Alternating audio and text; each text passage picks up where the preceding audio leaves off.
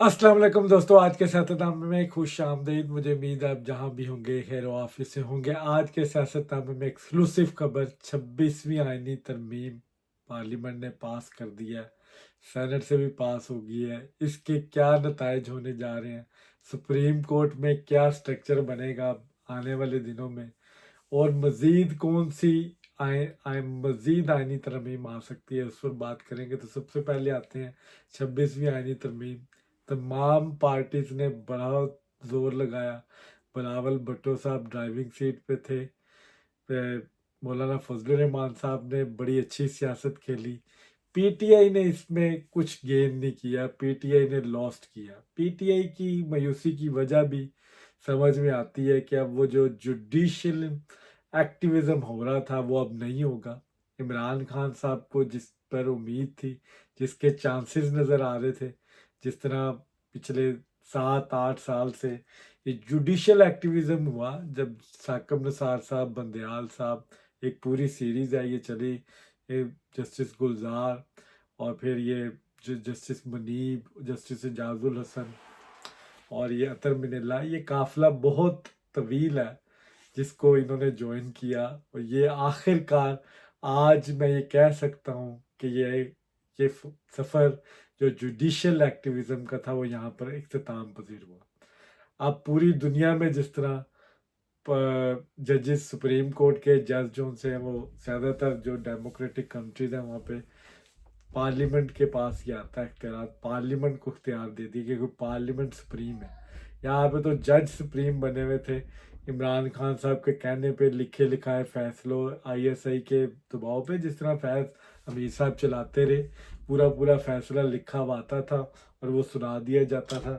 कितने ही parliamentarian disqualify हो गए, कोई पूछने वाला नहीं, वज़ीर आज़म घर चला गया। तो पार्लियामेंट दोबारा सुप्रीम हो गई है। 26वीं आईनी तरमीम पास हो गई है। सेनेट में 64 वोट सरकार थे, 65 हुकूमत ने गेन किए। और एक पीटीए का एक प्रोपेगेंडा चल रहा था पिछले कुछ 2 हफ्तों से। मैंने तो ये पहले ही कहा था कि ये बिल पास हो जाएगा और इसमें इमरान खान साहब की पार्टी को पसपाई होगी, और वो आज ये बात मेरी सच साबित हो गई।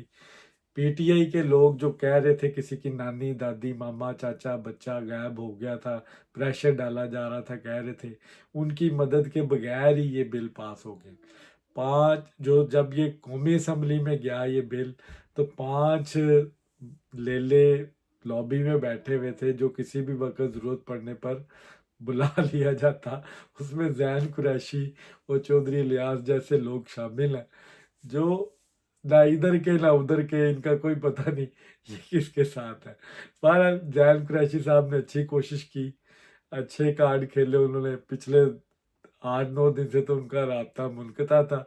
पीटीए तो डिक्लेयर कर रही थी कि इन्होंने इस्टेब्लिशमेंट का साथ देना है, क्योंकि बाबा जानी की बेल भी तो करवानी है। अब कितने दिन वो जेल में रहेंगे। अब इमरान खान साहब की तो कहानी वैसे भी खत्म हो गई है।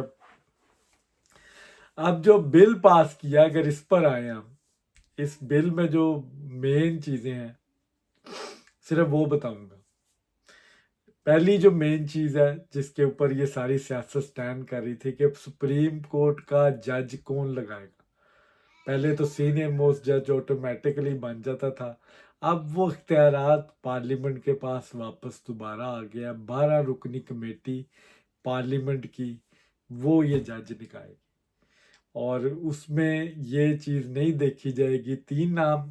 चूँकि ये जो मंसूर अली खान साहब अभी इस दौड़ में रहेंगे जब तक के जस्टिस याहिया नहीं बन जाते। ये जो जस्टिस याहिया का नाम आ रहा है, जो कि सो कॉल्ड कहा जा रहा है कि वो जनाब फाइज ईसा की तरह वो एक आइन पसंद है, इमरान पसंद नहीं है। तो ये 12 रुकनी कमेटी, ये कौमी असम्बली की, वो ये मामला तय करेगी कि सुप्रीम कोर्ट का जज कौन होगा। 12 रुकनी कमेटी में से टू थर्ड मेजोरिटी जिस जज के पास चलेगी वो सुप्रीम कोर्ट का जज होगा। इसमें अब 8 कौमी असम्बली के और 4 सेनेटर इसमें शामिल होंगे इस कमेटी में। दूसरा जो इम्पोर्टेंट है इसमें, वो आईनी बेंच जो एक बनेगा, उसका भी जिक्र कर दिया इस मसवदे में।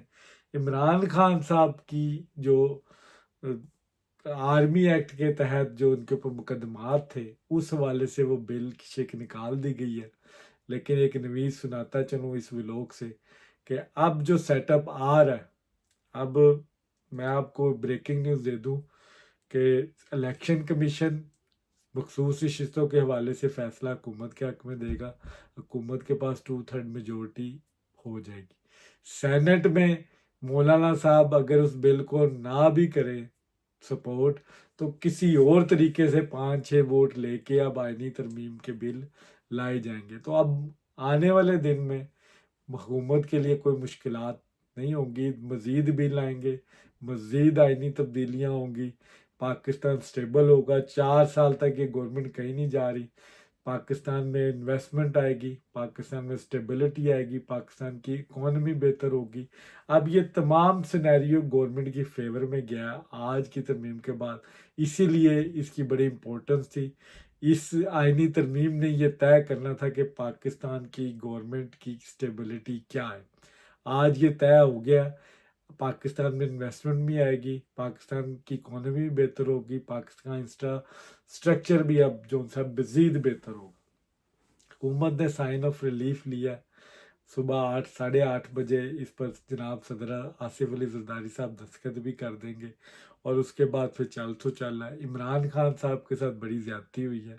इमरान खान साहब चीखते चलाते रहे। यहाँ पे एक गिला पीटीआई के लोगों के साथ लाइटर नोट पे ये बात करूं, जब चीखने चिल्लाने का मौका आया था तब आप घरों में बैठे थे। वो कहाँ है अली अमीन गंडापुर साहब, वो कहाँ है जो कहते थे हम डी चौक पहुंचेंगे, हम आदर कहाँ है, जो बड़ी कंपेनें कर रहे थे। एससीओ पर तो बड़ी इन्होंने लड़ाई झगड़े किए, पाकिस्तान मुखालफ मुहिम चलाई। आज ये मौका था।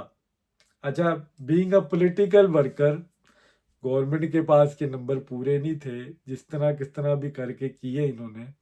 ये वही सिचुएशन है जब आसिफ बजंजो साहब के पास 54 वोट थे और संजरानी साहब के पास 33 वोट थे, और जब सेनेट का वोट ऑफ नो कॉन्फिडेंस के लिए वोट निकले तो हासिल बजंजो साहब हार गए और संजरानी साहब जीत गए। तब ये चीखे मार मार के कहते थे कि ये तो ज़मीर की आवाज़ पे इन्होंने लोगों ने लब्बैक कहा और वोट दिए।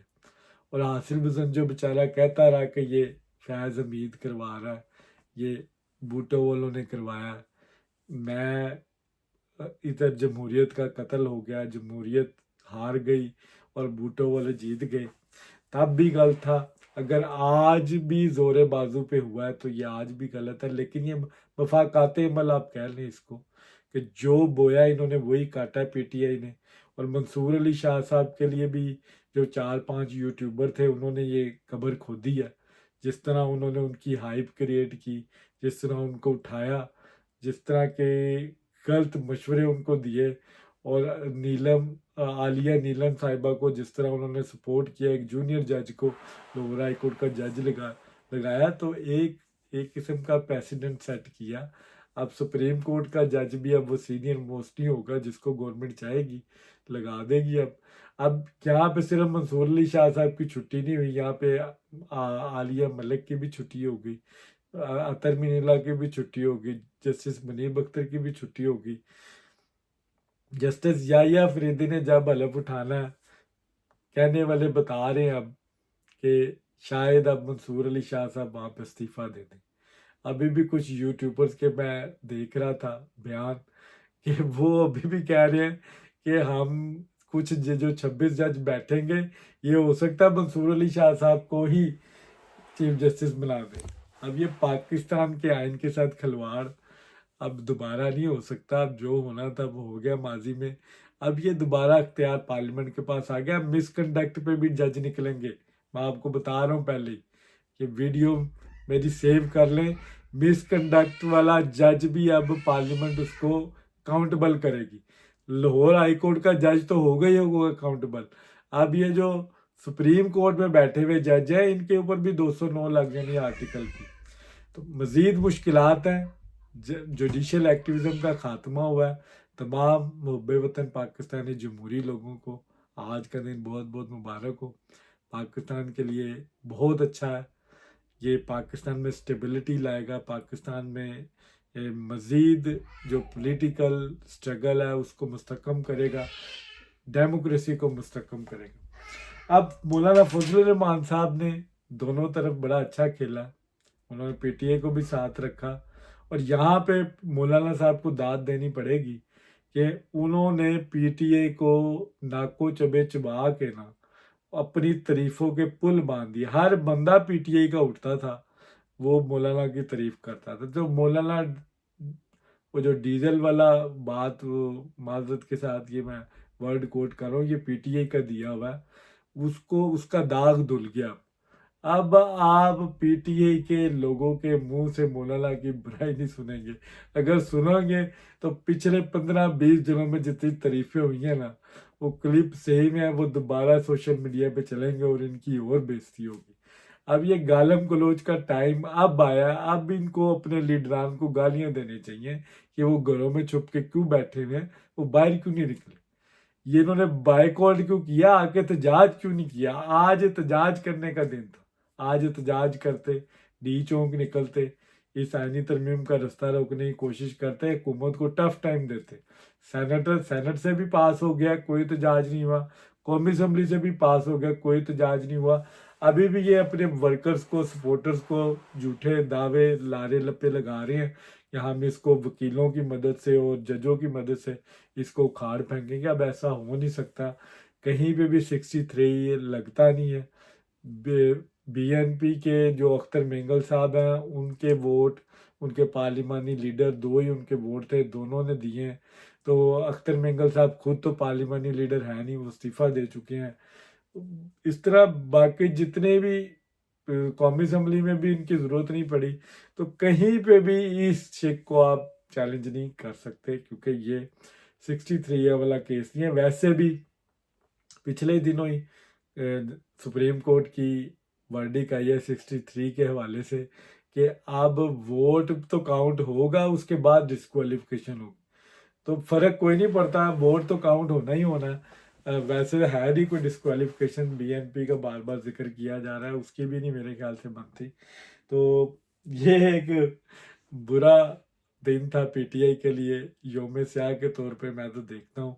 ये एहतजाज की रट लगाई रखी इन्होंने, लेकिन जब एहतजाज की बारी आई तो मुझे एहतजाज कहीं पे भी नज़र नहीं आया।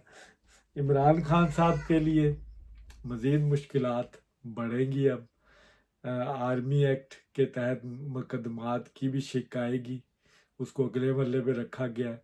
अब किसी किस्म की गवर्नमेंट को परेशानी नहीं होगी, ये कंफर्ट जोन में चलेगी। ये गवर्नमेंट गवर्नमेंट के लिए साइन ऑफ रिलीफ है, गवर्नमेंट की स्टेबिलिटी के लिए बहुत ज़रूरी थी।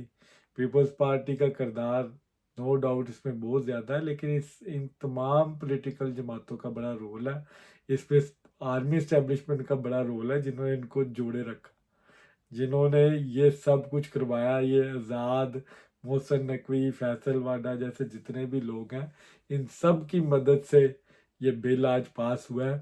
तो हैट्स ऑफ टू जनाब शहबाज शरीफ साहब, जनाब बिलावल भुट्टो जरदारी, जनाब मौलाना साहब, कि आपने पाकिस्तान के सिस्टम को बचाया है, और इसकी बहुत ज़रूरत थी। अगर ये आज आईनी तरमीम ना होती, पाकिस्तान डिस्टेबलाइज होता और ये जुडिशल एक्टिविज़म जारी रहता। अब इसको आज फुल स्टॉप लगा है। आने वाले दिनों में पाकिस्तान के लिए बहुत सी मज़ीद खुशियाँ, इंशाल्लाह। आज का व्लॉग सिर्फ आईनी तरमीम पे करना था, आईनी तरमीम पे ख़त्म करूँगा। पाकिस्तान के जितने मुहब्बे वतन लोग हैं, उन सब को मेरी तरफ से बहुत बहुत मुबारकबाद। बहुत शुक्रिया।